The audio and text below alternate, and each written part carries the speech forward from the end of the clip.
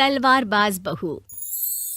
बचपन का शौक समझ निक्की के घर वाले उसका एडमिशन फेंसिंग कोचिंग में करा तो देते हैं, पर कुछ सालों बाद वही शौक जब उसका जुनून और सपना बन जाता है तो सब उसके खिलाफ हो जाते हैं। और लड़की के हाथ में तलवार दो ना, अब मैडम तलवारबाज बनना चाहती है। बच्ची का शौक समझ दाखिला करवा दिया, क्या पता था ये सब देखना पड़ेगा। अरे बहुत हो गई तलवारबाजी, आज से तू सिर्फ रसोई और बेलन देखेगी। पर मम्मी पापा, फेंसिंग भी फुटबॉल और क्रिकेट की तरह एक स्पोर्ट है। थोड़ी और प्रैक्टिस के बाद मुझे स्टेट, फिर नेशनल और फिर इंटरनेशनल खेलने का मौका भी मिल सकता है। निक्की की बात से भड़के हुए घर वाले आगे कुछ सुने या समझे बिना उसके घर में रहने का ऐलान कर देते हैं, जिसके कुछ हफ्तों बाद निक्की की आयुष के साथ शादी हो जाती है। ससुराल पहुंचने के कुछ दिनों बाद बहुत हिम्मत के साथ निक्की फिर वही फरियाद लिए इस बार अपनी सास के पास जाती है। मम्मी जी, क्या मैं कोचिंग दोबारा शुरू कर सकती हूँ?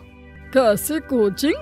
तेरे मम्मी पापा ने तो हमें किसी कोचिंग या पढ़ाई के बारे में नहीं बताया।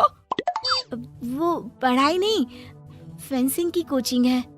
और देख, अपने अंग्रेजी के बड़े बड़े शब्द ना मुझसे ना बोला कर, सीधे सीधे बता कि ये फेंसिंग है क्या। मम्मी पापा के साथ अपने एक्सपीरियंस के बाद निक्की कोई रिस्क ना लेते हुए सास से झूठ बोल मंजूरी ले लेती है, और इसी के साथ निक्की के सपनों की दुनिया शुरू हो जाती है, जिसमें अब वो सुबह उठ जल्दी जल्दी घर का सारा काम खत्म करके ज्यादा से ज्यादा समय अपनी फेंसिंग प्रैक्टिस में बिताने लगती है। इसी तरह महीने बीत जाते हैं। वाओ, आई कांट बिलीव, जो सपना एक बार नामुमकिन लग रहा था, आज मैं उससे सिर्फ 2 हफ्ते दूर हूँ। निक्की, तुम बहुत अच्छा कर रही हो, बस अपने फॉर्म को खराब मत होने देना, और नेशनल्स का मेडल तुम्हारे गले में आना पक्का है। इस बात को सुनकर निक्की नेशनल गेम की खुशी में झूमती हुई जैसे ही उस शाम घर पहुंचती है तो आयुष को पैर में प्लास्टर के साथ सोफे पर बैठा देख परेशान हो जाती है। ये क्या, कैसे हुआ? किसी ने मुझे फोन क्यों नहीं किया? ऑफिस से आते हुए रास्ते में किसी ने टक्कर मार दी, इसलिए बहू कल से इसके ठीक होने तक तो कोचिंग से छुट्टी ले ले, डॉक्टर ने पूरा बेड रेस्ट बोला है। पति की हालत और सास की बात से हैरान परेशान निक्की आगे कुछ बोले बिना अपने कमरे में चली जाती है। अब मैं क्या करूंगी? दोनों तरफ मेरी जिम्मेदारी है, अगर एक भी पूरी नहीं की तो लाइफ में दोबारा सुकून की सांस नहीं ले पाऊंगी। सच बता दूं क्या? नहीं, अगर इन्होंने भी घर में कैद कर लिया तो बचा कुचा मौका भी खो दूंगी। भगवान, आपने मुझे कहाँ फंसा दिया। मन ही मन ये सब सोचते हुए निक्की घर के काम और पति की सेवा में लग जाती है। इसी तरह 1 हफ्ता बीत जाता है। बहुत सोचने के बाद भी जब कोई दूसरा रास्ता नहीं दिखता तो निक्की सबको फेंसिंग की सच्चाई बताने का फैसला करती है और सास और पति के पास आती है। मम्मी, आयुष, मुझे आप दोनों से एक बात करनी है। तुम्हें भी मम्मी की तरह गैस हो गई है क्या? तू भी बूढ़ी औरत की मजाक उड़ा ले। एक दिन जब तेरे बच्चे तेरा मजाक उड़ाएंगे ना तो मैं भी उनके साथ बैठकर हंसूंगी। घर का ये हंसता खेलता माहौल देखकर निक्की आगे कुछ बोल ही नहीं पाती। तभी गोलियां चलने की आवाज सुनकर सब डर जाते हैं और कुछ आतंकवादी घर में घुसकर सबको बाहर निकाल देते हैं, जहां उनके एरिया के बाकी सब लोग भी इकट्ठा होते हैं। कोई किसी भी तरह के होशियारी नहीं करेगा, हमें बस कुछ समय के लिए चुप रहने की जगह चाहिए, इसलिए अगर तमीज में रहोगे तो जिंदा बच जाओगे, और अगर मरने का ज्यादा मन हो तो अपना सीआईडी वाला दिमाग चला सकते हो। डर की वजह से कोई इसके आगे कुछ नहीं बोलता।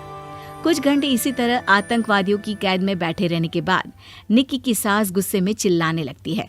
अरे तुम कल मुँहों को आम लोगों को परेशान करने के अलावा और कुछ नहीं आता क्या?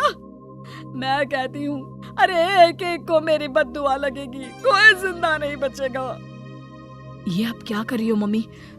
सॉरी, वो परेशान हो गई इसलिए कुछ भी बोल दिया। प्लीज इन्हें छोड़ दीजिए, अब कुछ नहीं बोलेंगी। अरे तू डरपोक की तरह इनसे माफी मांग रहा है, कुछ तो अपने पापा के गुण ले लेता। अगर आज वो यहाँ होते तो इतनी देर में सबका गला काट चुके होते। क्या मतलब? नहीं मम्मी, प्लीज दोबारा वही सब शुरू मत करना। आखिर कोई मुझे भी बताएगा कि बात क्या है। तेरे ससुर जी अपने समय के सबसे बेहतरीन और उम्दा तलवारबाज थे।